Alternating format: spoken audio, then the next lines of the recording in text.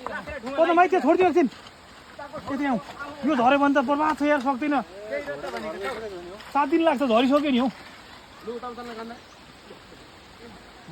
डुब्बा त्यहाँ नजाउँ न लु ढुङ्गा लगाइहालौँ त बुद्ध भाइ तिमी त सुभाष प्लिज यता आउँ यार त्यो छोडिदिउँ बरु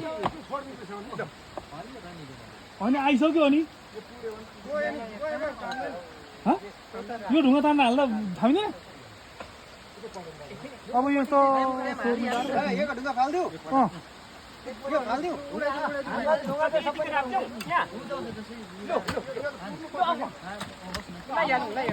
यो त पुरेन भने त अब भोलि सक्दैन यो यत्रो कहाँ फ्याँक्नु सक्छ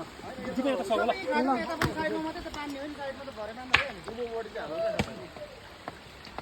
यो उभोपट्टि चाहिँ हाल्नु त यो तपाईँको फ्याँक्नु सकिँदैन नि हौ अब लु मिलाउँछ म यत्रो ओड्छु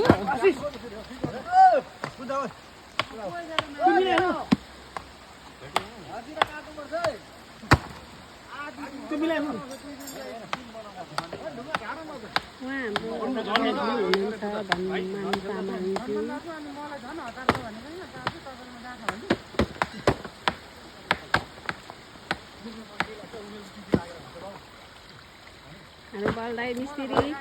बलदाई के गर्दैछ हौ तैँले हो आज कति दिन भयो हाम्रो श्रमदान आज 5औं दिनमा यतिको बनायौँ है हामीले श्रमदान गरेर हाम्रो घर जाने बाटो यस्तो बिजोग थियो हेर्नु यहाँ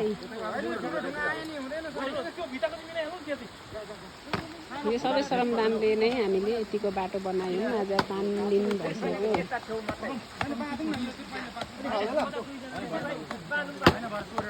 अस्तिको अन्तिम वर्षले हाम्रो यो बाटो पहिरो गएर एकदम हामीलाई हिँड्न कठिन भएको थियो अब हामीले यतिको बनाउँदैछौँ है उहाँ धनमान तामाङ अध्यक्षजी हुनुहुन्छ